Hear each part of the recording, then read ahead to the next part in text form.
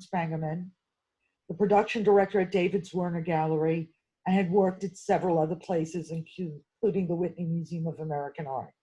Carolyn is a member of the board of directors of the People's Portfolio, a nonprofit organization that brings visibility to humanitarian crises.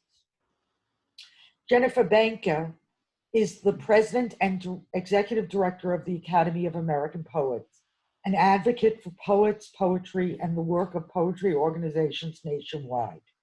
In her day-to-day role, she oversees Poets.org, the Poem a Day series, National Poetry Month, the American Poets Prizes, Teach This Poem, and K-12 poetry resources for teachers, American Poets Magazine, and coordinates the Poetry Coalition, an alliance of more than 25 nonprofit poetry organizations across the United States. In 2019, she secured a $6.7 million grant from the Andrew W. Mellon Foundation to support the Poetry Coalition and launched the Academy of American Poets Laureate Fellowships, which will enable civic programs. So these are both supremely accomplished women, very busy in their day jobs, who have found time to come together with 5 other organizations to launch Artists Relief. Anne. Yeah, well, first of all, thank you so much for taking the time and coming on to speaking to the Art at a Time Like This community. We've followed you guys for a while, and we really admire the work that you've done. And we kind of wanted to start off with just maybe sharing us about how you guys started. How did you find each other and found this coalition so quickly? And so, yeah, you guys were very quickly organized. Jen, I'm really impressed with all that you've done, by the way, with poets. I didn't realize how many other jobs that you have in addition to Artists Relief right now. So that was exciting to see. And thank you guys so much for coming today and for having us both. It's a real pleasure to speak with you all and tell you about the work that we've been doing. So basically, Artists Relief stemmed from a couple conversations that we had maybe almost 2 months ago, over the phone, of course. With starting out with the grant makers and my colleagues that I knew, which include Dina and Susie, Dina from United States Artists and Susie from Creative Capital. Dina really was a great way to was a connector for all of us.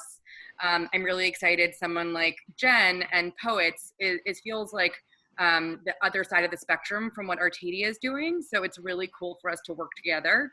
But we identified organizations that have a common thread, and our thread was that we support individual artists, and we do that through grant making, and that we're national organizations. And we felt that there was, of course, this dire need at this moment. So many of the organizations, including Artadia, the organization that I run, we don't provide emergency relief funding. So this was a new conversation for us. Some of our partners, like Foundation for Contemporary Art, do have experience with that kind of relief funding. So it was great to have their expertise, but we basically pooled resources. We thought about what staff time we could devote, who would be best at figuring out an application, who needed to be what was our system for giving grants. And then we determined our goals. Our goals were to provide immediate financial relief. We created a fundraising committee. We raised $10 million by launch, and now we've raised $12 million total with an aim to increase that, and I'll get into that a little bit later. But in short, we just had to be incredibly quick and trust each other. And it's been a great joy to work together as a true egoless coalition where we all bring different things to the table. So I'll just add a little bit to that. I came in a little bit later than Carolyn did, and it was because in addition to the fellowships and grants and prizes that we award to poets, we give out about $1.3 million a year in grants and fellowships. We have a small Poets Emergency Fund. And as soon as we were displaced from our office in Lower Manhattan and realized, started witnessing the emerging scope of this crisis, We knew that poets would be disastrously impacted by what was going on. So many of them adjunct and exist in the gig economy. And I started thinking about if I should try to raise funding for our Poets Emergency Fund and take it to scale. And I quickly answered myself no, that I would rather work in partnership with a larger effort. And I had a feeling that there would be lots of little funds popping up. And in fact, that has come true. And I think that's important. The need is vast. But I felt like for my own efforts and that of my team, for us to work again in collaboration with other national organizations, that was going to be the best way that we could be of service in this moment, which was very important to us. And I got connected, I just kind of started putting the feelers out, and someone connected me with Dina. And she brought me into this effort, which has been incredible to be a part of, and deeply moving and meaningful to be a part of. Well, it's incredible that you raised so much money in such a small amount of time. That's unheard of. But before we go any further, I just wanted to ask, how much is the grant and how many are you giving? Jen, do you want to take that? That's the question on everyone's mind. The grants are $5,000. And how many we'll be able to give will depend on the amount of money that we're able to raise. I think $5,000 is a good amount. Of course, always would love to be able to do a lot more, considering that this is meant as emergency assistance toward providing some immediate financial relief that's a bridge. But yeah, again, it depends on the fundraising that we're able to do. How are you giving out a certain amount of grants a week or a month? We're giving out a minimum of 100 grants a week right now. Wow. And to further what Jen just said about the grants being a bridge, you know, there's certainly that sum was determined because we felt like it would be enough for artists to alleviate that most pressing need, like, you know, food and housing and childcare. Those were what we identified, and medical needs, which we identified were the most pressing needs, and get artists back on their feet. But it became really obvious to us that there's a much bigger question about how else we could support artists. And also in terms of funding, we have received to date 75,000 applications. Wow. Which is a staggering number. Staggering, and it demonstrates the need in the whole country. But also we are humbled and aware that what we're providing is a drop in the bucket compared to the need. So our work has become a much bigger job, and we can also get to that, but thinking about a 2.0 of what this work means beyond the financial. Yeah. So with that many applications, how do you, what is your criteria? And can you speak a little bit about what you guys define as what an artist is, or what medium in which most of the people applying work in? Jen, do you want me to take that? I can jump in, and if you can add, that would be great. Perfect. Yeah. We're funding in multiple disciplines. You know, that's part of the reason why I'm a part of this effort, thinking about poets and writers, authors, journalists, all of those engaged with the written word. We are accepting applications from multiple disciplines. And one of the things we're learning along the way through our open call is that there are makers of many sorts who are in need. And so we have been in a process since we've begun to clarify what we mean by artists while trying to maintain the most open and broad definition. And maybe Carolyn, you can talk a little bit about that. Sure. I was on a call earlier today with the artist Anne Hamilton, who told me that when she was thinking about how to define artists, that she just goes to the word maker or to make in the dictionary and there is something like 5 pages of describing what a maker is. And I think it really explains, Artadia is about visual artists, and that's who we fund, and Poets is obviously about poets and writers and the written word in a very different way. But we're supporting craft, dance, design, film, media, music, theater and performance, traditional arts, visual arts, and writing. So to clarify that a little bit more. But the criteria, you have to be a professional artist. So we also had to think about, you're not just a maker. Doesn't mean that you have to make that your only job is to be an artist. We also identified that a lot of artists have many different jobs and roles in our community, in our society. It's hard to make a living from your artistic practice. But it's not, we had to really, again, specify that there has to be a making as part of your professional work. But you were telling me earlier that you had everybody from tattoo artists to balloon designers contacting you. Yes, that is true. And so we've had to, part of what happened is that we launched really quickly. We wanted to get these relief funds to artists as soon as humanly possible. So it took us a few weeks. And through this process and understanding this first round of applicants, we've been able to clarify what the criteria is a little bit further. So as Jen said, we had to really clarify that this is for specific artists working within those disciplines that we named prior. So you've mentioned earlier, both of you guys touched upon, getting organized very quickly. We obviously are working in such different terrain than we usually are, used to. And me and Barbara have our own experiences that surprised us in the last few weeks of curating digitally, but perhaps you have some things that surprised you or new experiences that you didn't expect to see when you started this organization. Well, I would say the thing that keeps on coming up for me is when you work so quickly. Traditionally I would have had a lot of different conversations with different people that we brought to the table, but you don't really have the time to do that. Right. So the organic building of what we've been doing has been really rewarding, and this trust that we have in each other. And then also the funding aspect has been very eye-opening to me.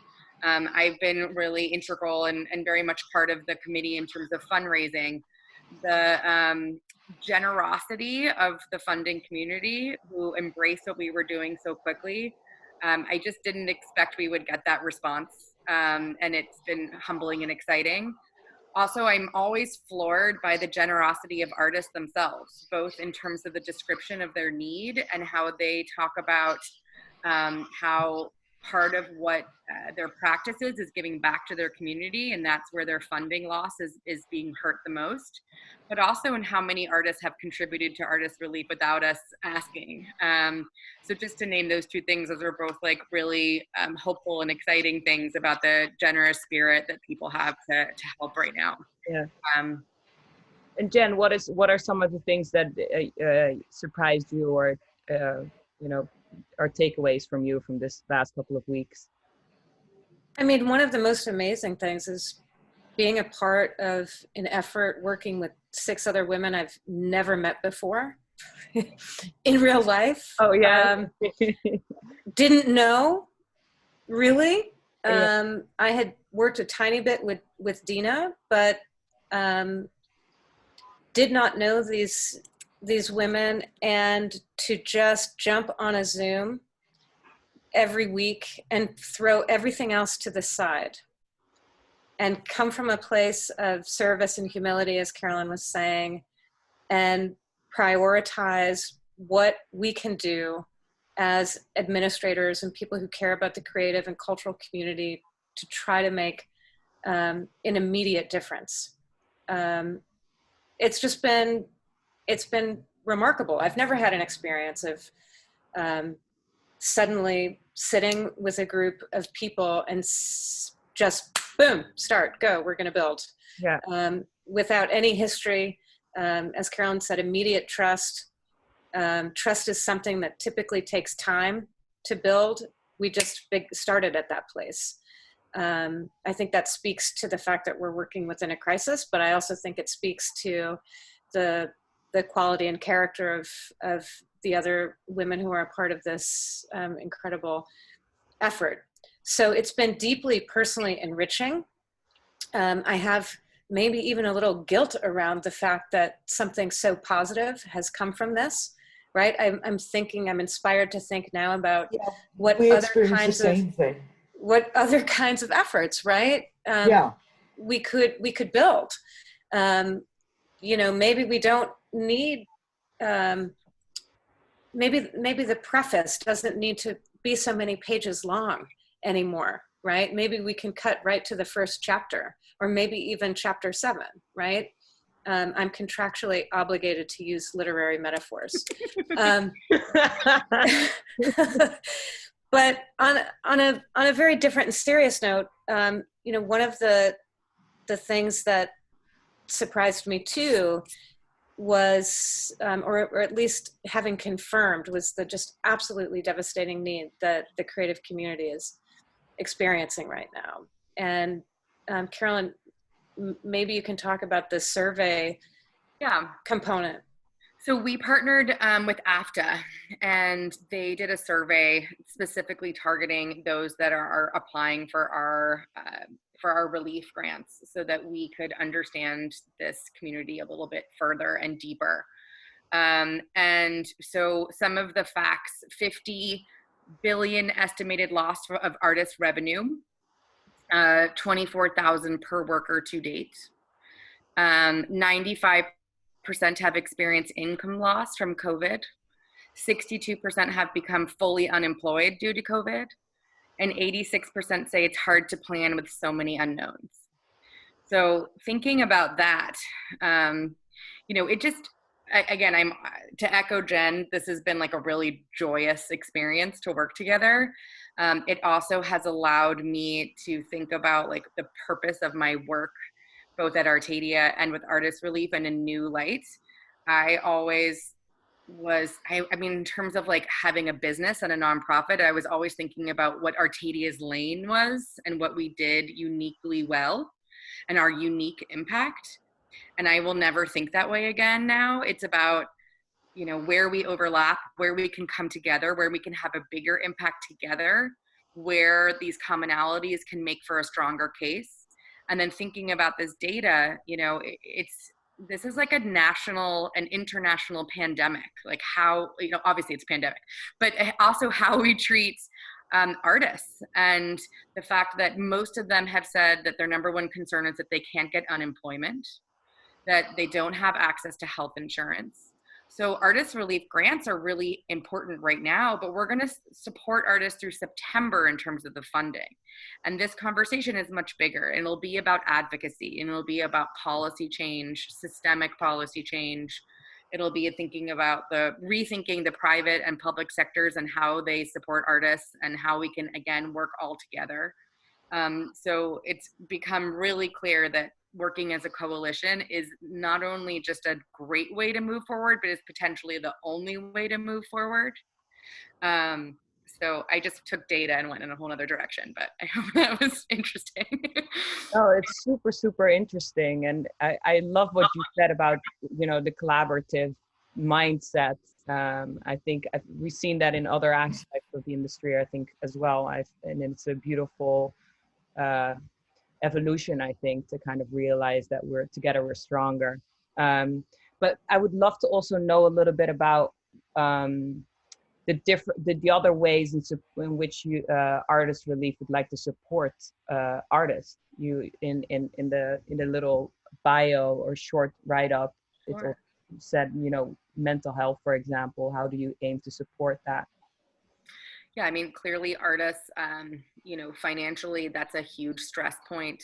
But we're all in need of a little bit of a retreat, not just physically, but also from like the craziness that's happening in our minds and our worries. And so we're having weekly wellness videos hosted by different artists that anyone can have access to.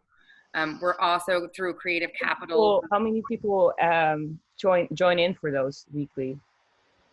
How many artists? That is a great question that I don't know the answer to. Oh. Do you know, Jen? But we're hopefully spreading the word for more and more Thank people you. to come. Yeah, and they're all archived for us. We also are starting to do these talks that are mostly artists and different people that have roles within the community that have a lot to say about the role of the artist. We just did the first one with Christy Edmonds, which has been archived. We did it Thursday. That was yesterday. It's an awesome, heartbreakingly beautiful conversation. So I invite you guys all to watch that. It was the first time that I actually shed a tear in a long time, and even in these hard times. So I recommend that. But also Creative Capital has created this incredible index, and they were doing this before Artist Relief, of all these different resources that are available. So additional relief funds, but also, other opportunities for artists to apply for. And this is a huge compendium of all different opportunities for different disciplines across the country. So we highly recommend that artists check that out too. What do you guys see as the role of the artist right now? Because I think that's at the heart of what we're doing and what you're doing at this time. Jen, do you want to start with that? Well, again, I mean, I can speak from the poets and writers' perspective.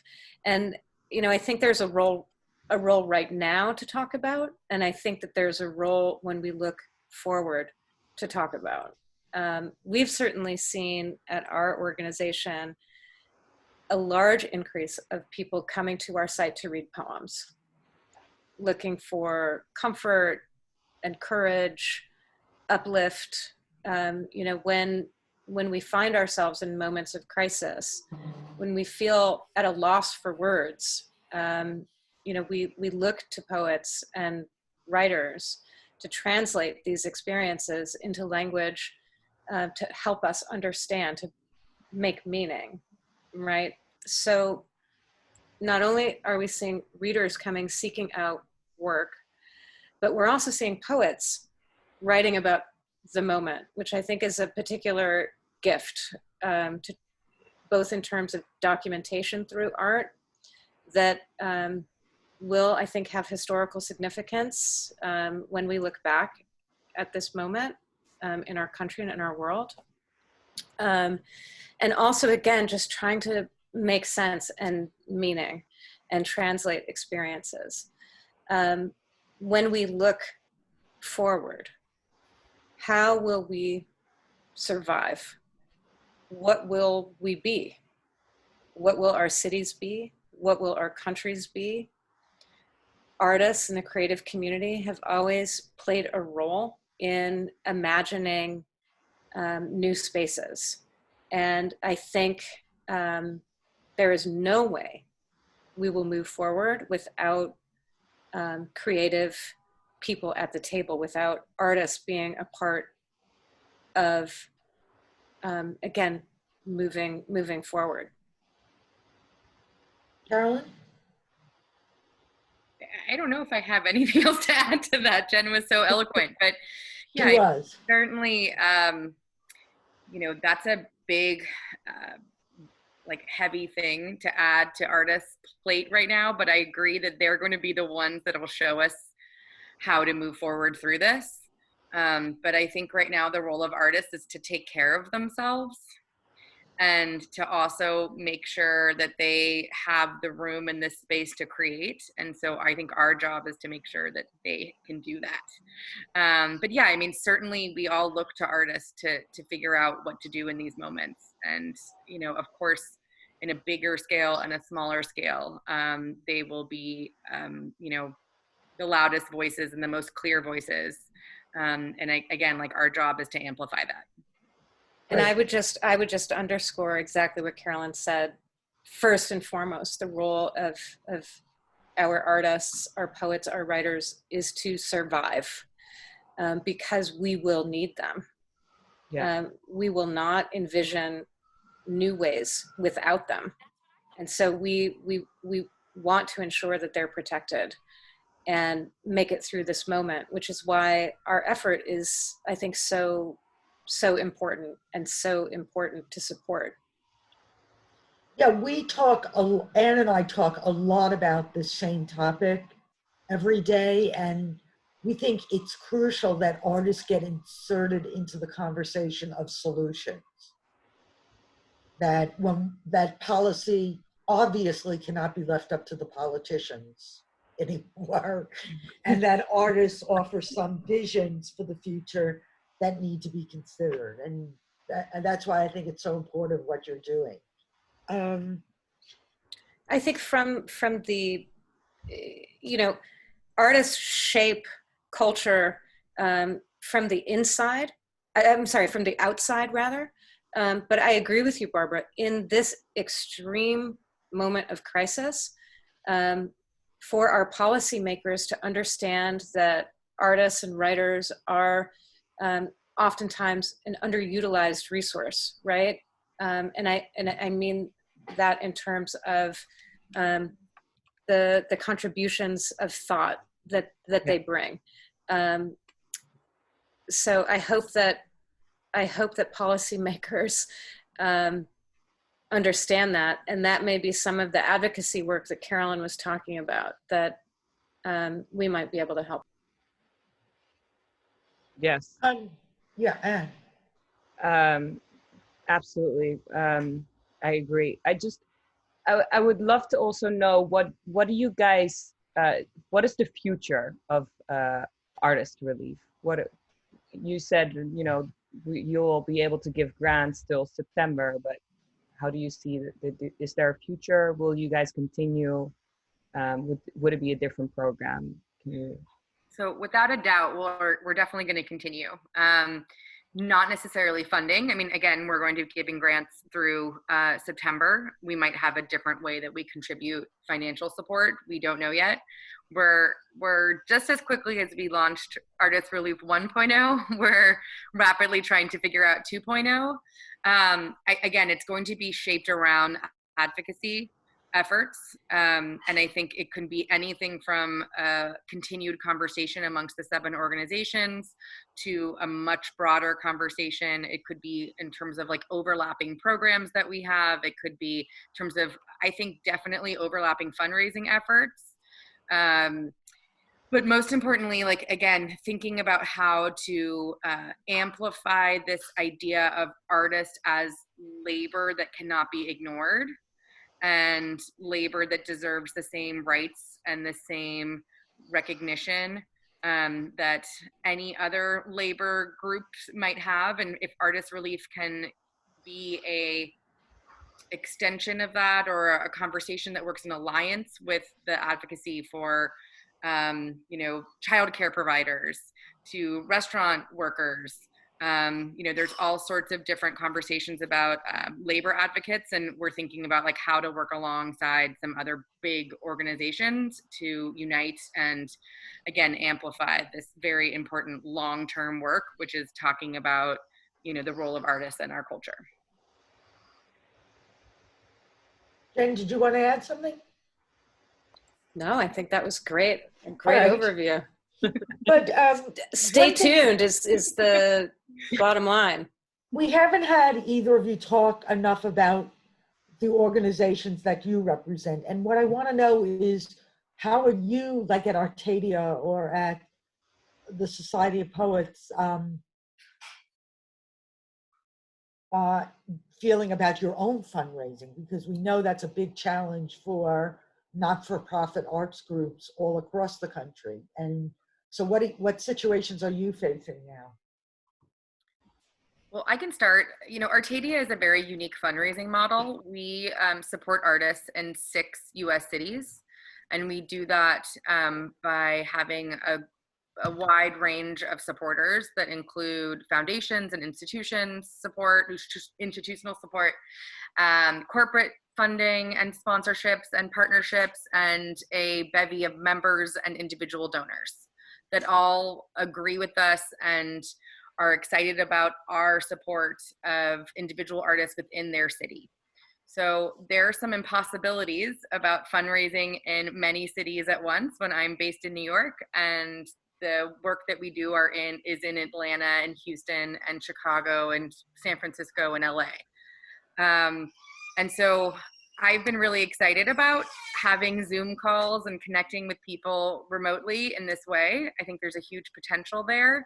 To be honest, we're planning for a decrease of up to say 40% of income in the next 2 years, which is a real thing.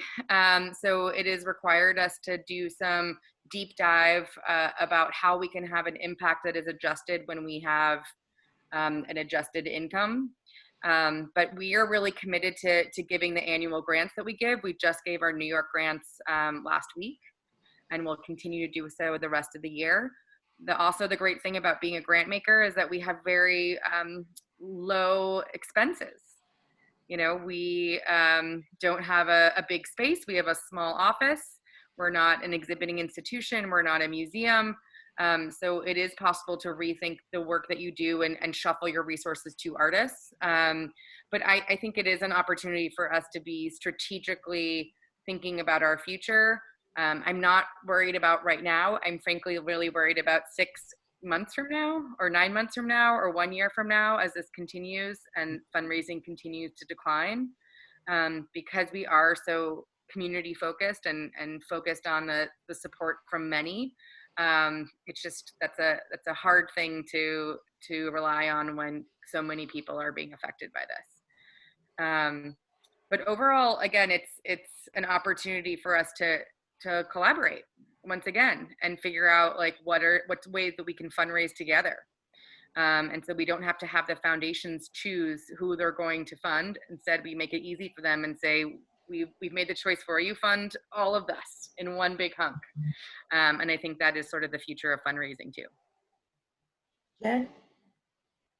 So we are a national organization based in New York City.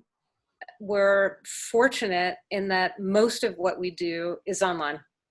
So most of our publications and programs already digitally based, running through our website, poets.org, which is one of the largest poetry websites in the world. And so, thank goodness. That said, like Carolyn was describing, we are anticipating a decrease in our fundraising capacity. We were able to secure a loan through the Payroll Protection Program of the CARES Act. So like Carolyn was saying, for the next several months, I feel confident. I'm worried what's going to happen in the fall and winter. We don't understand this disease yet. And we don't know what might happen later in the year.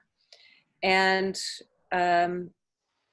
I think we're just going to have to be working very hard to shore up our relationship with our individual patrons and supporters, because anything might happen in the months ahead. So we're definitely anticipating some losses.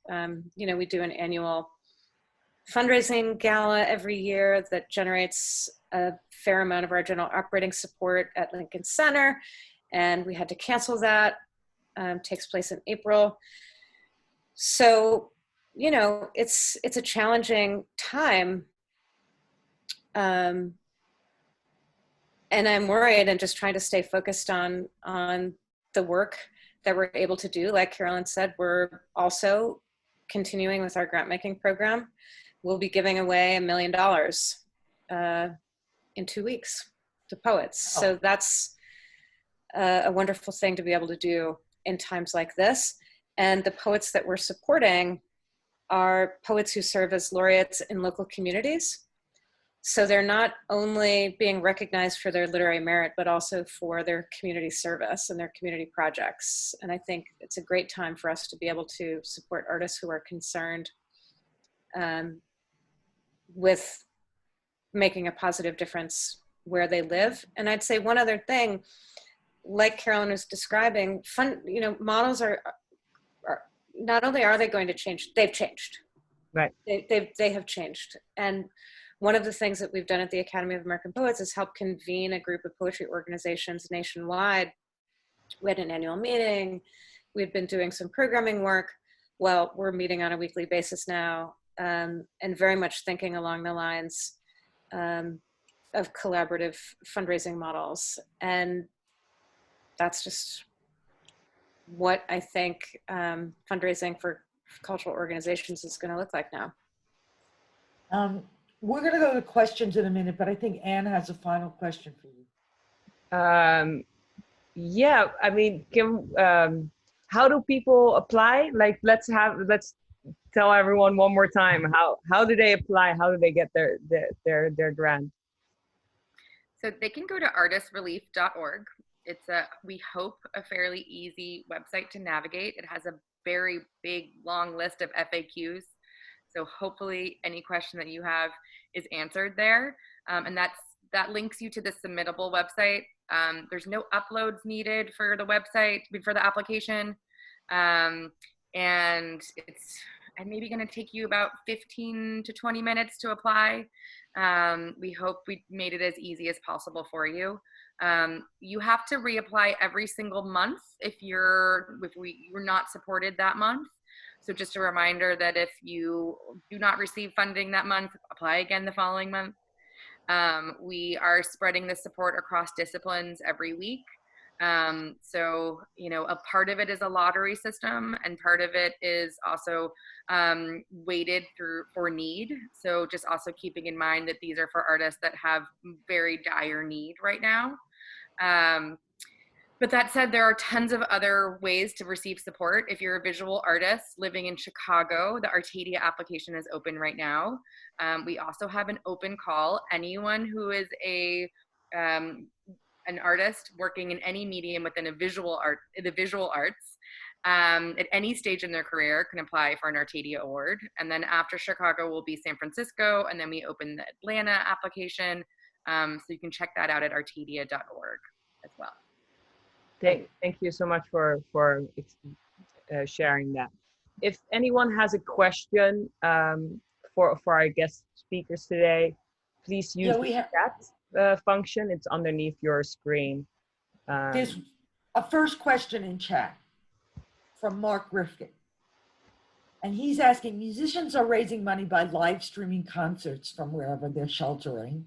Theaters are doing so by putting on Zoom readings and cast reunions. Authors are doing book readings, and dancers are streaming old and new work. How can painters, sculptors, and photographers make use of Zoom and online technology to raise money during the pandemic? Do you guys have any ideas? I don't know if I have like a magic answer for this one, but I will say one thing before I do give some ideas.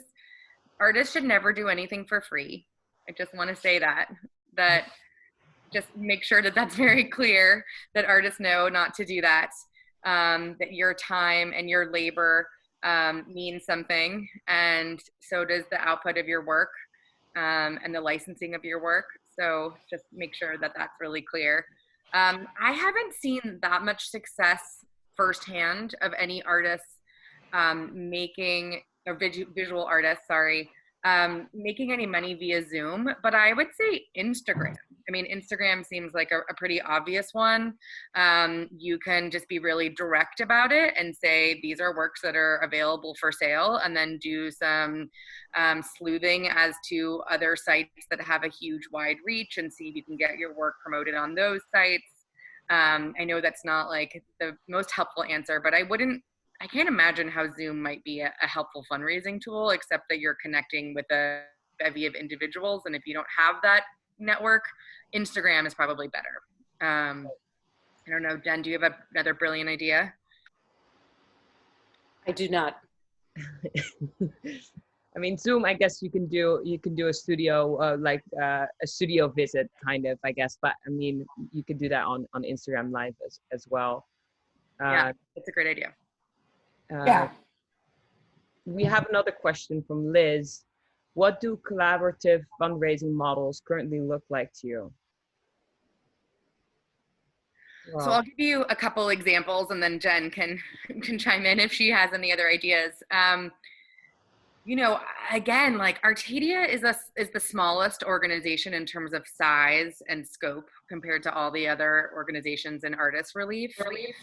Our operating budget is around, $1.25 million every year. That's much smaller. And the conversations that we're having with funders through Artist Relief is just unbelievable. It's amazing how much people care when they see that you're working together, when you're going to do the work for them, and that you have figured out how to systemize what they would like to achieve. And you figure out, like, we have a goal, here's how we're going to do it, and you have a clear plan. And again, like, scale wise, there's just no way that we could have done what we're doing with Artist Relief just as Artadia. So it's, strength in numbers. Funders really like that. Similarly, I've seen some organizations in New York who are exhibiting institutions, small museums, band together to raise funds for operating reserve, or even just to pay for their operating costs for the next few years. Not few years, sorry, a few months. And that's also a multi-million-dollar campaign. I think it's also really smart. Like, a lot of these funders are getting hit up by the same people.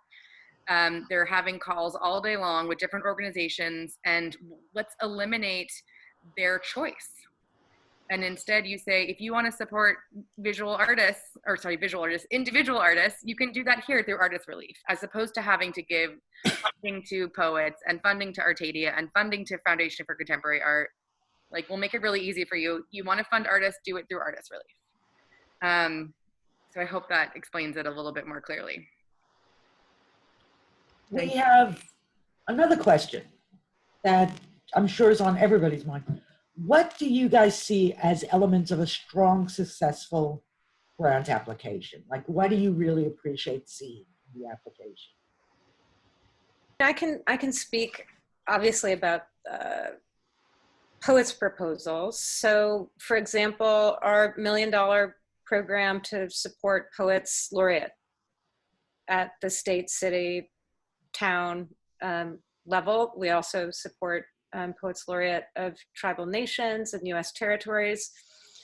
We're looking, again, not just for literary merit, and we would define that as, where you've published, how often you've published, both individual pieces and books. But we're also looking at your community work. What role are you playing where you live? Are you teaching writing workshops at senior centers? Are you securing book donations for prisons? How are you engaged in using your art to make a positive contribution? So those are some of the things we look for. I hope that's helpful. It's very helpful. Thank you. Yeah. And for Artadia, our application is open to any artist, and we give unrestricted funding, and it really is based on artistic merits. So we try to, we change the jury every single round, every single city, every single year. So no matter what, it's a subjective choice, but it's a group of 3 jurors that are mostly established curators, people that are used to looking at work, that know work well, that know how to look at work. And we trust them, but it's also, we switch up so there's different voices. So in terms of the application, I would say, the CV, for at least for Artadia, doesn't really matter that much. We really think about the work itself. So having clear, recent images, that's always been a big one. People that submit work from 15 years ago or from 12 years ago or 20 years ago, even though it feels relevant to your practice now, that tends to not land as much. So just to be honest about that. And really just like a way, it is very hard with 8 images to show your whole practice. But every artist should figure out how to summarize the work that you're doing in a clear way, in a visual narrative, at least with visual arts. So that is what our application is about. For Artist Relief, and then going to Janet's question about dire need, It's a real strong contrast in terms of how we're building the application and having a conversation, because again, Artadia Awards and the application is not based on need, and Artists really very much is. We are of course thinking about the most vulnerable populations. We're thinking about artists of color. We're thinking about the disabled folks. We're thinking about where hotspots are. We're thinking about different geographies, different. So we are, in thinking about, again, the different disciplines. So we are taking all of that into account, but need is the first concern. And we are probably not going to fund artists who are not in danger of losing homes or lacking food. And not addressing just lost income, because we have figured out that there is enough requests for those that literally don't have anything right now. And again, these are bridge grants. We understand that there is a systemic problem with how artists are underfunded. So this is a way for those that genuinely don't have some basic human needs addressed right now. I wish we could do more than that, but that's just what the funding we have available right now. So for that application, just try to be very clear and really describe the need. That will be really helpful. And as much as possible, you'd be surprised that people don't answer all the questions. That's an easy one, but make sure you really fill out all the questions. Well, thank you so much. Is there anything you want to say in closing, Carolyn and Jen? Just thank you guys so much for listening to us for an hour, and I hope we're helpful. We are by no means the expert grant makers and the expert arts administrators and the expert emergency relief funders. We are just trying to do what we can. And so we just want to recognize that there's a lot of other ways to help artists, and this is just one, and we're working in concert with everybody else that's trying to do their part too. So we're definitely learning as we go. Well, thank you. You just got a long list of thank yous from the audience. So thank you. Thank you all. And thank you, Anne. Thank you. Yes. Thank you. It was such a pleasure. Again, we admire your guys' work, so it was really nice to hear. We're happy to spread the word. Great. Thank you so much. Bye. Bye. Bye, everyone. Take good care.